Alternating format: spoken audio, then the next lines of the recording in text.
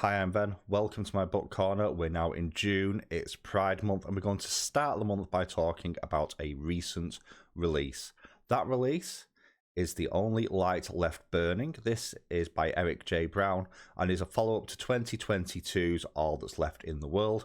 I did review that one last year. I will pop the link to that video at the top if you want to check that one out. I liked it quite a fair bit. It was quite a nice surprise. So when I heard that this book was due out this year, I snapped it up on a pre-order. So obviously I have the UK paperback, and I want to start this video with a question. I have put both of the covers on the screen. Which one do you prefer? The UK edition or the US one? Let me know in the comments below. I'm particularly interested in Marissa Thoman's take on this one. I will link their channel down below as well, as Marissa does a load of art stuff as well as book reviews. Well worth checking out, especially a video she did a few months ago where she was redesigning book covers for different genres. Well worth a check out. Again, I will link that as well down below. But this is a review, so as always, we know the drill by now. We will talk about the story, the characters, the world building, and the presentation before I give my final thoughts at the end of the video. Let's dive in. So first off, we need to acknowledge where book one left us. Once again, we're following Jamie and Andrew, a young couple who developed romantic feelings for each other whilst travelling down the east coast of America, initially towards what they thought was salvation, with rumours of aid ships from the EU that were meant to be being sent to America, and once getting there, discovering that that didn't happen, they eventually found their way to Florida Keys. They met a few people on the way there, one of which put them on to the thought that their daughter was living in Florida somewhere, and they actually found that daughter. This is set in a post-pandemic world, specifically bird flu, where both the human and the avian population in particular have been decimated. So what we have is a dystopian America post-pandemic. And when I say the majority of the world has been wiped out, you're looking at over 90% of the world population appears to have been killed by this pandemic. So what you have in many ways is something not too dissimilar from the imagery from, say, the I Am Legend movie, in terms of what the cities are like, these deserted, hostile environments where nature is beginning to reassert itself, where animals have escaped from the zoos and started breeding, and humanity is in these little pockets of isolation, struggling to survive. And because of the nature of the world at this point, you have some true communities, and you have some more ideologically extreme ones, be them religious or ideological fanatics. And we left it with Jamie and Andrew settling down, kind of, in Florida Keys. And they both, for a couple of months, have been working on one of the local boats, going out doing supply runs, helping with the fishing, just doing general stuff for the community. But there's always been a plan, and the plan was more Jamie's than Andrew's in many regards, was to always return to Jamie's home in a cabin up in the northeast. Now, a couple of key things here. This is a romance, so this is a gay romance specifically, and the book one dealt with the idea of Jamie coming to terms with his own sexuality and developing the feelings for Andrew, and you have two very different characters there. We'll touch on that in a minute. However, at some point between the end of the last book and the beginning of this one, we've hit a trope that generally I don't like in romance, and that is the miscommunication trope. They're not talking to each other because they've had a falling out, and that falling out is to do with their aims for the future. Because at this point, you very much have Jamie, who wants to go back to the cabin up north, and Andrew, who kind of wants to stay in the Keys and make a go of things. And they're not communicating about this. All these decisions are taken out of their hands, however, when a hurricane rips through the Keys, killing numerous members of the residents, wiping out flood defences, supplies. And as a result of this, they send out, as a group, an SOS. And one of the people who answers is one of the antagonistic groups from book one in Fort Caroline.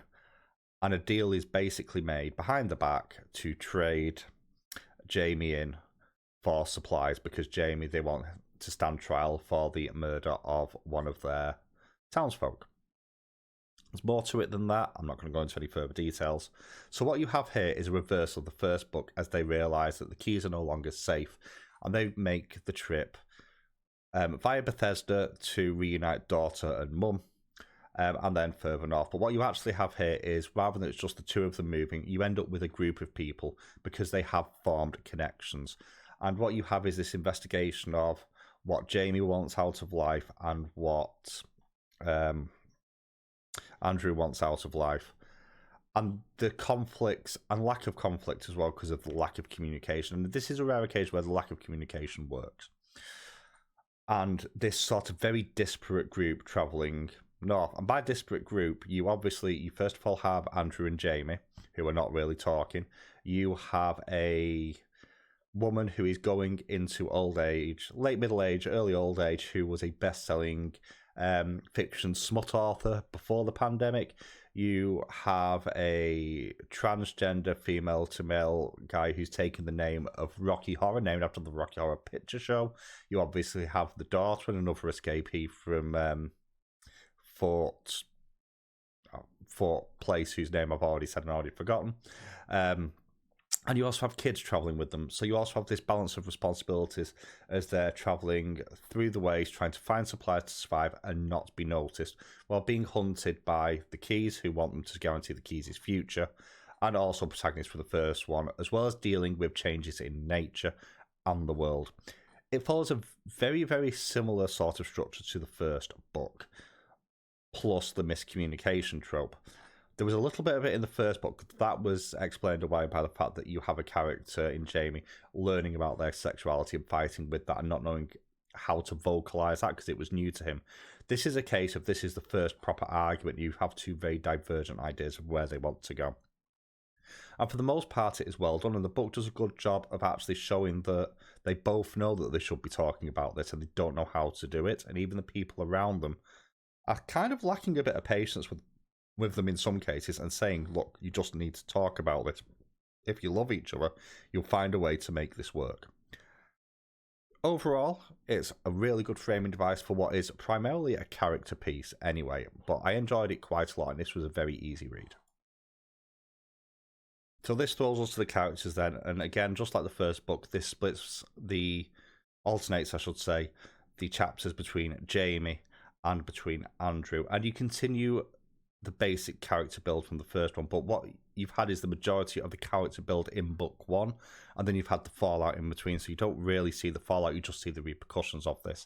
And what's really interesting is, especially here, is kind of Jamie's character change, because in the first one he was very much the quite naive but quite caring heart of gold character, and because of everything that went through in the first books, what you have seen is in that book was the hardening of his character and the introduction of a level of cynicism.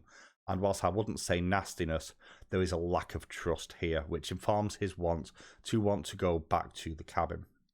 Now, on the flip side of that coin, you have Andrew, and Andrew was very much the wisecracking and still is the wisecracking character, but it's been established that what he wanted really was somewhere to put down roots. He wanted to find connections, and he feels that he has found this in Florida Keys. And when it becomes clear that they can't necessarily trust all the people around them, this is where a lot of the issues come in, because Andrew didn't think they could trust them anyway, and Jamie didn't think he could trust them anyway, and Andrew kind of wanted to. And after being kicked off the boat after a high-ranking admiral arrived, Andrew ended up helping look after the kids and forming a really deep bond with a load of the orphan kids who'd lost family. One specific one who is, throughout the majority of the book, just referred to as Kid 2, as he wouldn't tell anyone his name, and he only responded to Kid. And you have almost, it's not quite a fatherly relationship, but it does read like an older protective sibling relationship. And the whole crux of their argument is the alternative of one wants to go back home and go back into isolation just with the person that they love. The other one wants to build, in many ways, an extended family in this new community and be part of that community. And what this then does is the reinforcement of those two dynamics through the way that they deal with each other and the people around them to a lesser extent. And it is really, really solidly done. Again, it is the miscommunication trope, but it is done well, and it does further the story, and it actually hits a point of realization for Jamie quite late on in the book, where he realizes what he's been doing and where his sort of hardening of his character has actually eventually taken him. And there's that consideration of, have I become a monster in this? And it's really, really well done. Now, the other thing as well, which is worth mentioning to do with characters here, is that no character feels safe in this book. There's some stuff very early on which leads to some significant character deaths of people that are set up either at the back end of the last book or early on in this one. And even with the two main characters, you do not feel a sense of safety, especially in the back third of the book.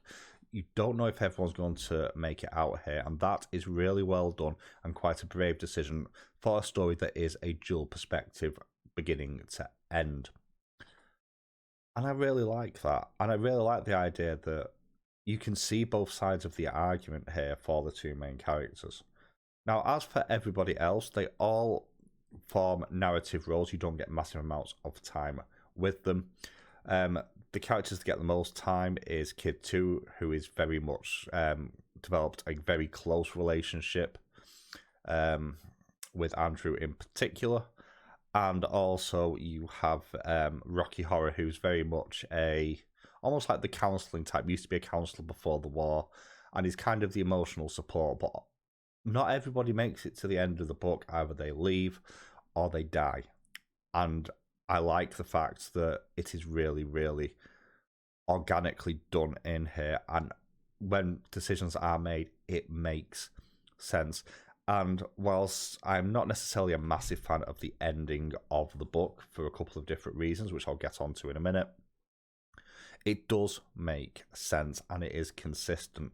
And the fact that this is just hammering home on the themes of book one and a natural continuation with that, rather than even more big character jumps, is actually really appreciated. World building is pretty decent, but surprisingly narrow. Now, what do I mean by that?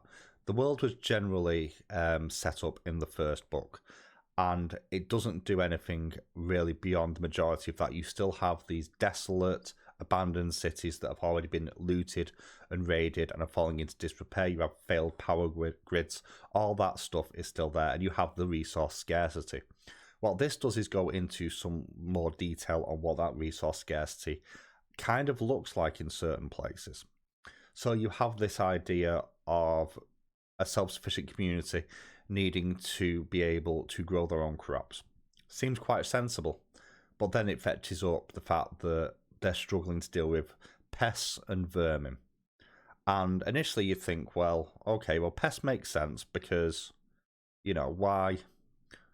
You can't make pesticides anymore and it's a finite resource, makes sense. But it then talks about the fact there's no bird population anymore. So a lot of the natural hunters for the vermin, or some of the insects as well, are not around anymore. So those populations are exploding and getting out of control. And another thing that's not implicitly stated in here, but what you don't see, is any dogs and cats, or not really. You get the odd one, wild dogs roaming within the cities. And whilst I don't recall this being mentioned in book one, and it wasn't mentioned specifically here, but in my headcanon, as food ran out, realistically, what do you eat next? And horrible though it sounds, it's the pets. So you don't have a dog or cat population, which therefore means you don't have the natural hunters to act as ratters to kill the vermin as well, which then again leads to this breakout of more mice, more rats, more insects, making it harder to grow and maintain the crops, which means that slowly but surely people are going to start starving because in the outside world, the tinned goods are not available. And something that I never actually considered with this is as they're going on their scavenging runs, especially whilst they're still in Florida where the temperature is quite high, it mentions that you have AC in supermarkets and stuff, which obviously we have that here in the UK. It's not as much of an issue. Well, the AC has been off for a couple of years now. So even the tinned goods, they've ended up in these baking hot premises and have expanded and exploded. So you've got all these rotten cans that have just become not fit for purpose anymore because there's been no climate control, and little bits like that are strewing throughout this. Now, the other thing you have is you have a bit of an observation on how morale works in a more extreme society, be it a religious extreme or an ideological extreme, with Fort Caroline being the one that's mentioned most prominently and is actually featured within the book, and how easy it is for the morale to drop and eventually you hit that tipping point. Is at what point do you cause that tipping point to go, or do you just let it occur naturally?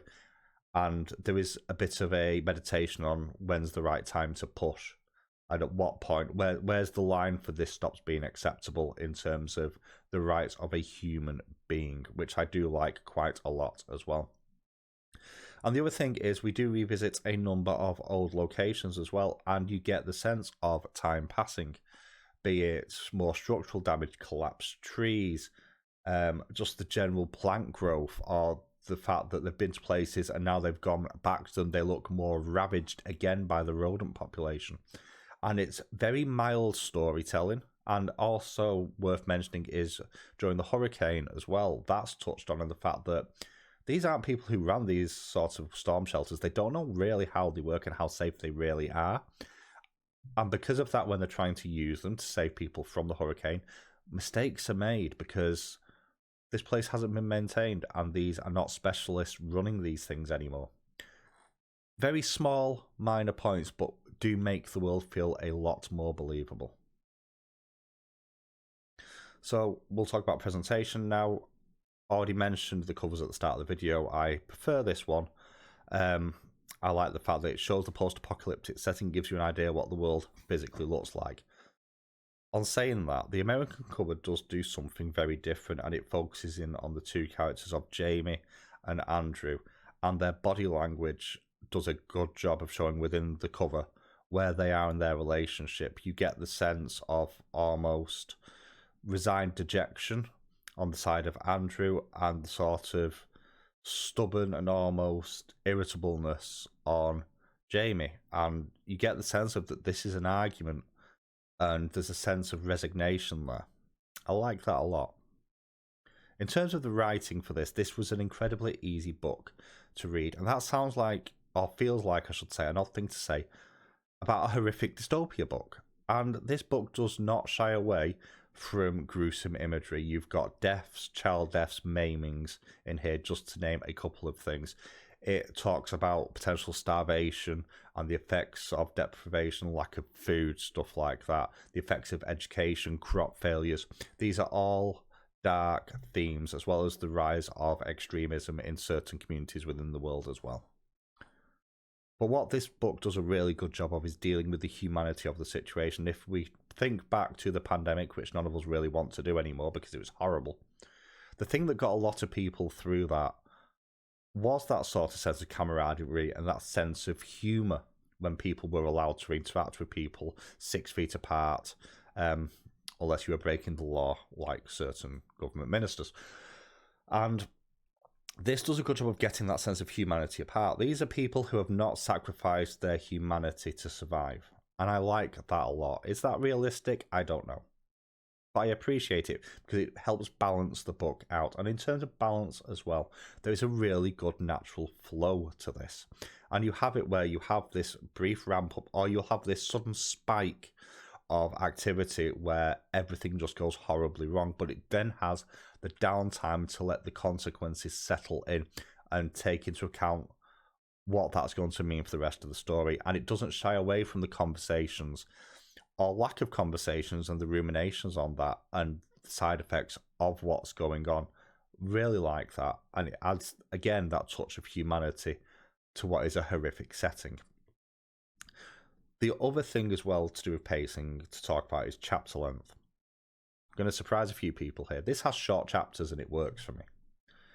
And it works for me for a couple of different reasons. The first one is each chapter never feels like it's cut off partway through that character's scene, because my biggest issue quite often with short chapters is it feels like if you have several chapters one after the other, they could just be one long one because it's depicting the same scene as it would be in a film.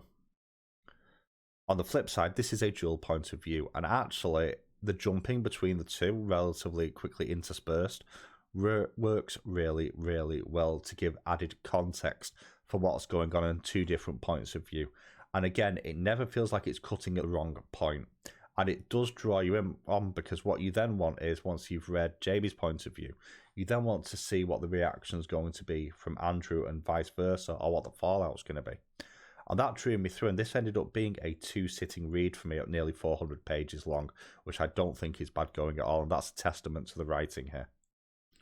So overall then, I think this is a very solid post-pandemic dystopian gay romance novel. I like the characters, I like the world building, especially the subtlety of it, and the very slight nods to how the world's going on and how the ecosystems have changed. I'm just going to say the words herd of alligators. I'm going to leave that there and say nothing more. If you've read the book, you'll know. I like the fact that you do have a sense of jeopardy throughout as well, even for the main characters. It loses a little bit of marks for the last 20% of the book, because the wrap-up feels a bit too quick for me, although I can understand why it was the way it was, and it does make sense, but it just felt like it could have been extended a little bit.